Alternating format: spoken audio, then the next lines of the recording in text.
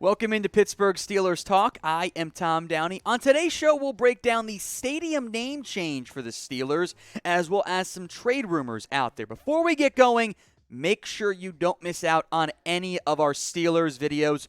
Training camp at long last is finally just around the corner, and we're going to have daily videos for you guys on everything going on around the Pittsburgh Steelers. So make sure those notifications are set to all. That way you don't miss any of our videos. Click the bell button where you're first subscribed.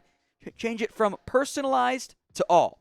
The big news of the day for the Pittsburgh Steelers, no longer Heinz Field. It is now Acrisure Stadium. R.I.P. Heinz Field. Long live Acrisure Stadium, apparently. That is the reported new name. I would have put some good money on one of the healthcare providers instead, but that's not the route that Pittsburgh is going, or at least the Steelers, I should say, are going. I would have guessed UMPC would have been the new name. It's not.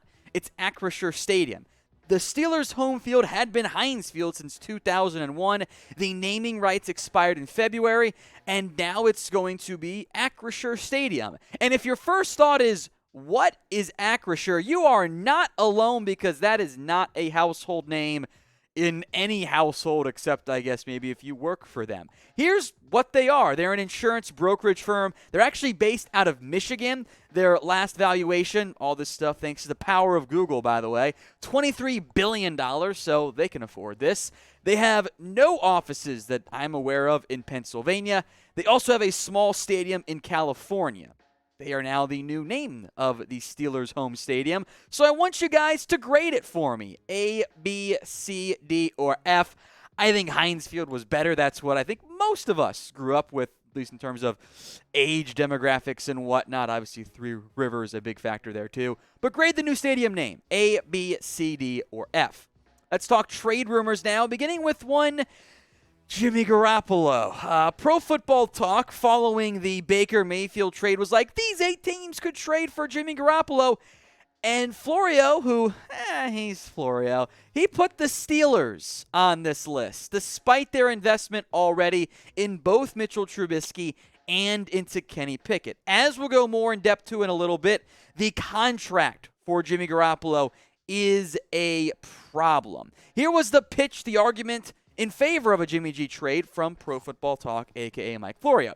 If rookie Kenny Pickett won't be ready, the question becomes whether Garoppolo would be better than Mitch Trubisky. Many would say that, despite Garoppolo's inability to get the Niners over the top, he is better than Trubisky. We'll come back to the one big problem with that argument, but I want to hear from you guys first and foremost. Do you want to trade for Jimmy Garoppolo? Why for yes and for no? This is going to be the pinned comment on today's video. So if the ad break comes on YouTube, that is perfect timing. Take advantage of it. Head down there and type in Y for yes or N for no. As it relates to the Steelers, quite simply, I am not interested in adding Jimmy Garoppolo. And I actually disagree with Florio when he says the question is whether or not Garoppolo would be better than Trubisky. From a pure talent, pure reliability perspective, I think Jimmy G is better than Trubisky. But it is not a one-to-one equation because the contracts are totally different. It is whether or not Jimmy Garoppolo is $25 million better than Mitchell Trubisky. That's about what Jimmy G would be owed by the Steelers, barring him taking a pay cut or whatever, if the Steelers acquired him. You could restructure his deal to bring the cap hit down, but then you're going to be committing to him for multiple years. Does that make sense when Pickett's waiting in the wings? I don't think it does. I think Jimmy G's a fine quarterback. If we're power ranking NFL QBs, Jimmy's probably somewhere around the top 20, probably 5 to 10 spots, whatever it is, ahead of Trubisky. We also know what Jimmy Garoppolo is. He's not going to be good enough to win this team a Super Bowl. So why would you pay that much more when it's not like Trubisky is wildly worse than Jimmy G? If we could have had this conversation, and we did have this conversation back before the year began, I thought the Steelers were a prime landing spot for Jimmy Garoppolo. Maybe move a second-round pick for him, and then you give him a chance to see if he's the guy. If not, okay, you can draft somebody else too, or you can take a pick in year one. It's not the route Pittsburgh went. They already paid Trubisky. They already drafted a first-round pick in Kenny Pickett. It doesn't really make sense to now suddenly throw picks and money at another quarterback when you've already done that. So this is not anti-Jimmy Garoppolo, not the point I'm trying to make. However, I don't see the real tangible benefits for Pittsburgh unless Jimmy G takes a massive pay cut, which I'm not really sure he's going to in the end. If he gets cut, maybe we could revisit that conversation, but I don't really see the major benefits for the Steelers and for Garoppolo. Now, I do see the benefits of this deal from our friends over at Fanatics. The Steelers t-shirt combo pack is still available at chatsports.com/pit combo. That's chatsports.com/PIT combo.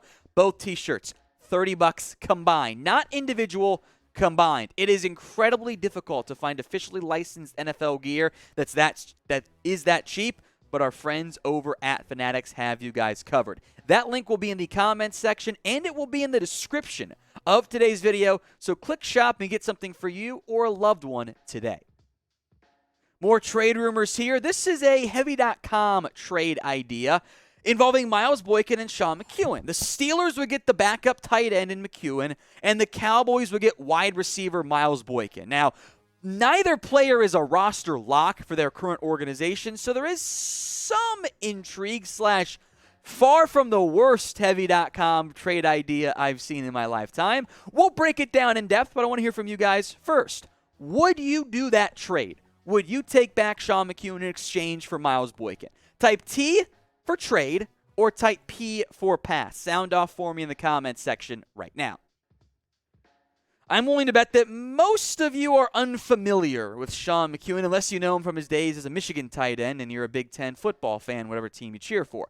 McKeon barely played for the Cowboys in 2021. He had 4 catches, 27 yards, and a touchdown. I will make note that there are many in the Cowboys organization, at least some in the Cowboys org, who are fairly high on Sean McKeon, although he is not a roster lock with Dalton Schultz back, 4th-round pick Jake Ferguson, and vet Jeremy Sprinkle also on the roster. I don't know if he's any better, however, than Zach Gentry. And, of course, it would be very humorous to add another Michigan tight end in Zach Gentry who was better than Sean McKeon was at Michigan. And you've also drafted Connor Hayward.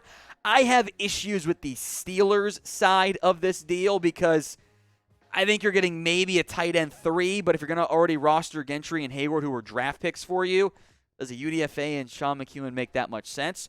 I could, however, see a scenario in which the Steelers go, you know what, we could trade away Miles Boykin. They've invested fairly heavily in the wide receiver room this offseason, and I think best case scenario for Boykin is he's wide receiver 5 on this team. He's not going to play over Deontay Johnson. He's not going to play over Chase Claypool. He's not going to play over George Pickens. He's hopefully not playing over Calvin Austin. And with Gunnar Olszewski, I think I pronounced that last time right. That one always confuses me. He's going to be a core special teamer. So that's 5 receivers. Do you carry 6? And although Miles Boykin can be a special teamer for you as well, do you want to pay him $2.54 million to be wide receiver 5/6? That's not the ideal contract investment. So I could see a scenario in which Pittsburgh shops Boykin if he plays well in the preseason. I also think he's firmly on the roster bubble, and I'm not sure anyone wants that type of contract. But it was at least a better, more feasible, low-end roster player swap than we've seen in the past from some of the trade ideas out there on the World Wide Web. Now, if your notifications have been set to all, type me in the comments section. We asked this kind of question request previously, and we're going to do it again. If you are part of the Noti gang, type me, and I will give some shout-outs to some people who did this on a previous video. That's Larry Martinez, Scrooge Greedy, fantastic name, Nicholas Harmon, Ignacio Gutierrez, Thorel Jarrell, Kevin Castle, John Van Leeuwen, I think I got that last name right. If not, I'm terribly sorry. Ramtic, Moises Sambrano, Jonathan Aguilera, and Wyatt Weaver. So if you are part of the Noti gang, a big thank you to supporting us here at Steelers Talk, and make sure you type me in the comments section.